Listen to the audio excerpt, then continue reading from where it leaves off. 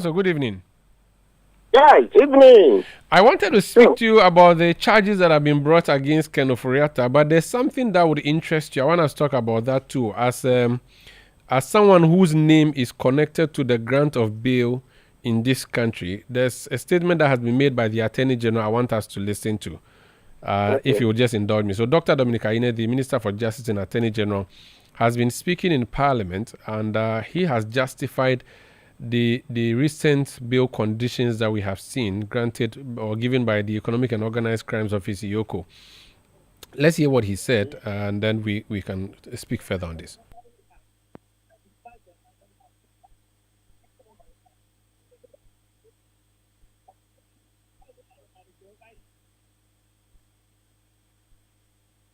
All right, Mr. Kpebu, I think I am having difficulties getting that. So while I look for that soundbite, uh, you've heard that the former charges have been brought against Mr. Ken Ofori Atta and others.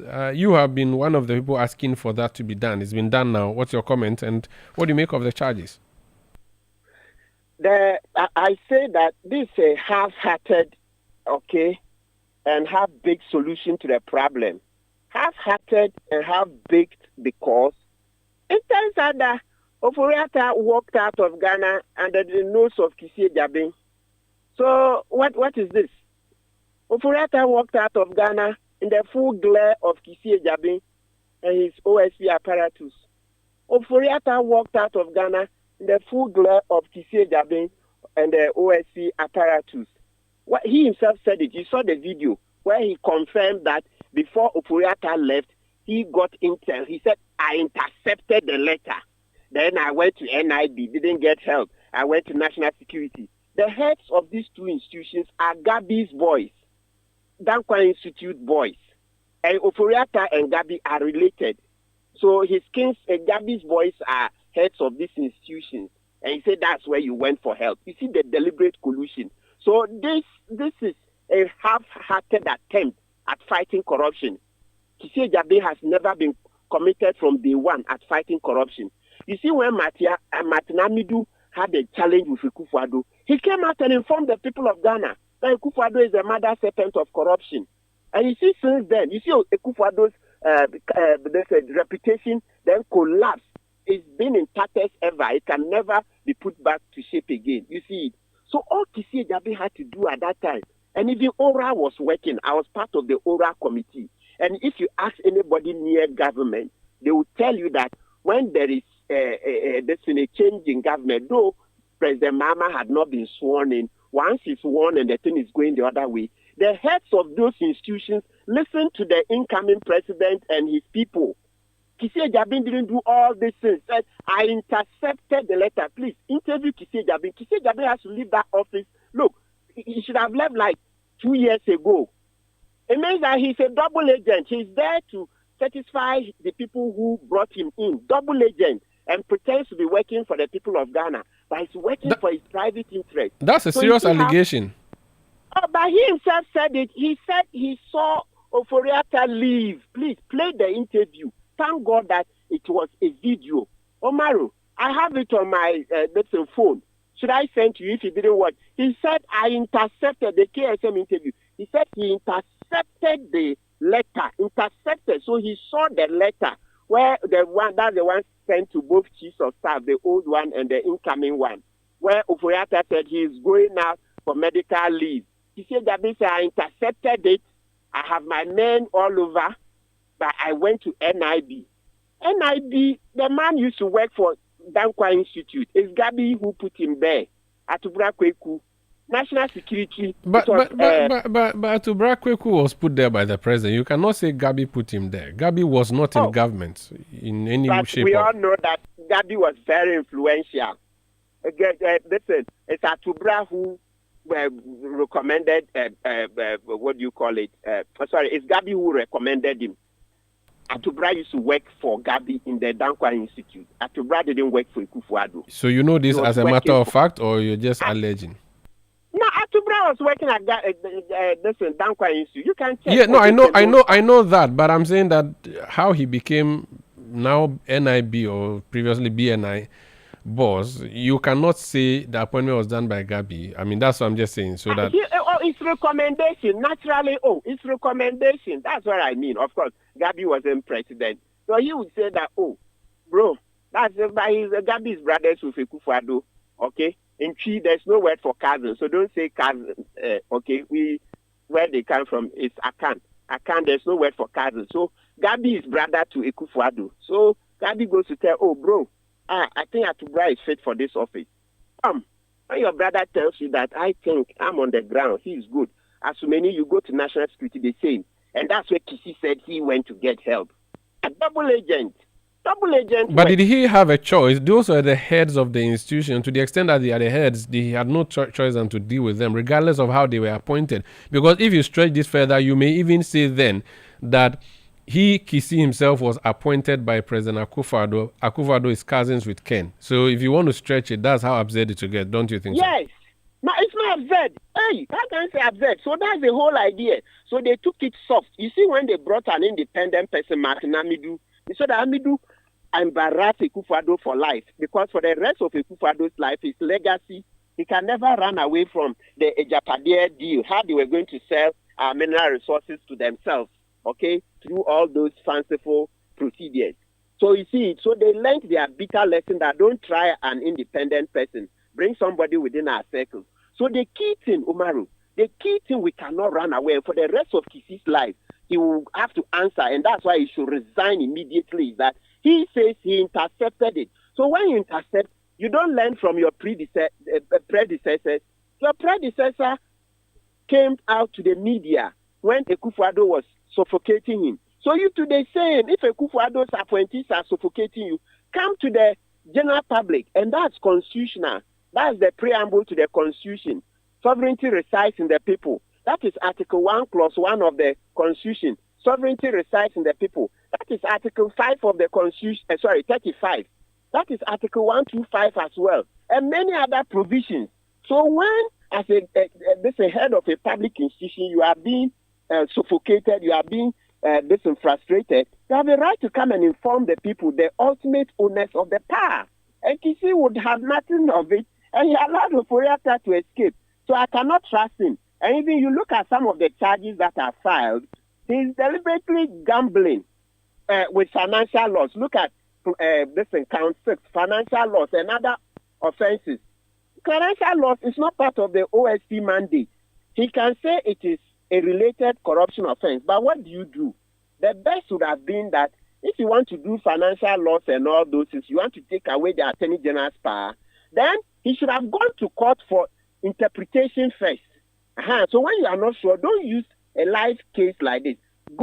You argue that you want an interpretation that if you interpret the OSP Act 959, corruption related can then encompass any offense at all you see whilst you are investigating. So when the courts agree, then you can do this. Now you are going to use this case to gamble. You are going to use this case to gamble. When you get there and the court says, no, as for financial laws, it's not part of you. It's too huge. That's how come that one belongs to Attorney General. What are you now going to do? What a gamble. Is it part of the ploy? So you don't trust the charges? Absolutely. I don't trust the charges at all. I cannot trust Kisi. Kisi once worked for Ofori Atta. Ofori Atta is his former client. Kisi worked for Gabi. The same circle. Ask Kisi Ejabin, did he work for Gabi and Ofori Atta? Once he did Kisi attend meetings with Ofori Atta? Did he attend meetings with Ofori Atta? Okay, did he? Okay. And that man is now going to be prosecuting Ofori Atta. So since you've talked about Martin Amidu, 2 days ago was the 5th anniversary of his resignation from that office. So you have a problem with Kisi, not the office of Special Prosecutor. You would want that office to continue, but not with Kisi as head. Absolutely. Yes, okay. Kisi should stay, but I said Kisi, sorry. The office should stay, but Kisi Ejabin, Albert Akugu, and Sami Daku should be out of that office. That's a clique. Why are you adding Sami Daku to the lot? Oh, Sami Daku is the one who runs the errands for Kisi. He's a right-hand man. He runs the errands for Kisi. How? He's head of communication or I think something, corporate affairs are there. So how are you connecting him? Yes. I'm with a lawyer. I'm sure next year by this I will be saying cancel. Hey, the man closest to the big man, when you are doing the sweep, you sweep all of them. You can't leave him there. He'll be a mole. So ask nobody when you are sweeping under new management, the people who are causing us trouble, once he said they are being sat down, intercepted the letter that Ofori Atta said he's fleeing from Ghana and didn't do anything. His right-hand men, Albert, and for Sami Dakwe and Albert, have to follow him. For Albert Akubu, right now as we speak, you haven't seen the petition Ashraj against Albert Akubu and Kisi Ejabin. Prosecutorial misconduct against them. You haven't seen it. It's been published. Very well. I've heard that Kisi is looking for you. He's invited you to his office tomorrow. Invited you to his office. Do you know what it is about, and will you go? I've promised myself not to grant an interview on that this matter. So what I just said, let's leave it. Let me go and come. It's not. So you will go. So yes. By all means. But what if they lock you up and say produce 80 million CD bill? Will you have it? You see, they know that I'm king of bail, so they won't attempt to do that to me. They know that. So the letter is very polite. You see. Because it's very polite, you see, I'm a lawyer. This work, activism, I'm now embracing it. I didn't know that I'll become an activist. I thought activists were separately trained. I'm not coming to it. Will you go with a lawyer or you represent yourself? I'm going with a host of lawyers. I just go with them so that they'll be witnesses. I don't want so that they'll be witnesses. Yes. Okay. But it's not. When will you honor the invitation? So we'll come and stand on the gate and wait.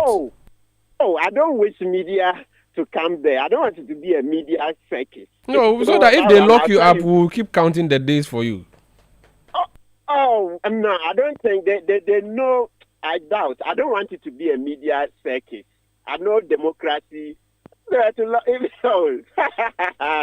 But when are you tell us when are you going? You tell us. When Paul Adumochi was going, he told us. So we want to also know when he also going. Because he was a suspect, I'm not going there as a suspect. I'm not a suspect in any criminal. I made comments that these very ones I'm making, these same comments, the ones I've just made today. That's what I did on this TV3 on 2nd November and then 8th November and then even last week. I've been repeating that. Look, as for that point, Umaru, we'll drag it. Sarkisi will leave office for that fact. He has to go. We can never trust him.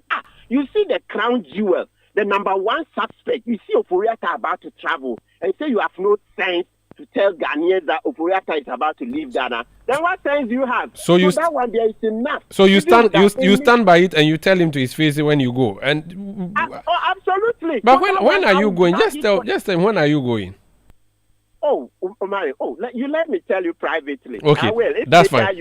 Listen, I don't mind telling you privately. If you broadcast it, well, then that's your matter. But I don't want it. I'm not scared of anything. Okay. Even if I was going as a suspect, but I'm not under any investigation. These comments are what they want me to come and clarify. And I'll go and play his own video to him. You'll see him in the video with his 32 teeth. That I intercepted the letter Ofori Atta wrote saying that I'm leaving Ghana. It's okay. And that I went to NID, went to National Immigration, all the wrong places. Mr. When Kpebu, the people of Ghana were here. Mr. When Kpebu, NDC food soldiers Mr. Kpebu, said that close them. Sorry. Mr. Kpebu, let's move on from Kisi. I don't want to be jointly invited with you. So let's listen to Attorney General Dr. Dominic Ayine. He spoke in Parliament today about bail. The Iyoko bills that have been granted. I just want to listen briefly because you are the one who took the case to the Supreme Court for the grant of bail. I want you to just comment on that before we go. Please indulge me. So what they are doing now is not new, and I don't think that it should change because it escapes or is unavailable to stand trial. Whatever you are able to extort in justification will not be able to offset the sum that is involved, the criminal liability that is involved. So, for instance, if you have a situation where the suspect is accused of, let's say, causing financial loss to the state in the sum of 1 billion Ghana cedis, or stealing in the sum of 31.1 million Ghana cedis, you cannot set bail terms that are, unjustifiably low. So it is the magnitude of the offenses we are dealing with that dictates that we set bail sums that reasonably justify the crimes that have been committed or alleged to have been committed. Right, Honorable Speaker. So that's the Attorney General, Dr. Dominic Aine. Mr. Kpebu, justified, you are the one who has been asking for bail. Bail, they say, should be reasonable. He says this is reasonable. It's connected to the crime you are alleged to have committed, so it's normal. Yes, that's what the Act 30 says. Section 96 and then 97, you find all those sections there. Yeah, yes, that's what the law says. It just says that it should not be excessive and should not be used as punishment. So the key to what Dr. Aine says is this, that it is what you are alleged to have taken. So let's say if the facts show clearly that you signed a check for, let's say, 40 million Ghana cedis, the money is in your hands, and then we don't see it being used for the work done. Yes, if they set the bill at 40 million, it's justified because you took that hot cash. So if we see money leave the public purse, so that's the key thing we should see. How much do you see that money, that sum, leave the public purse? If it left the public purse and entered your hands, then that should be the amount. So that's the key thing. But sometimes it can leave your hands, it can leave the public purse, but not all of it comes into your hands. Some go into another person's hands, etc. Okay. If it properly went into those person's hands, it would be the total that left the public purse that you will be used as bail. Very well. If it properly went into other people, but if it doesn't properly go there, then they say you are ultimately responsible. So if you didn't go through single source you didn't go through the right sources to get the contract approved, but you use single source, blah, blah, blah, then they'll say you are responsible, you caused it. Okay, all right. That's fine. Yeah. Thank you for speaking to us. You're welcome. That's Martin Kpebu. He's a private legal practitioner. This is Eyewitness News on 97.3 City FM. Eyewitness News. Be there as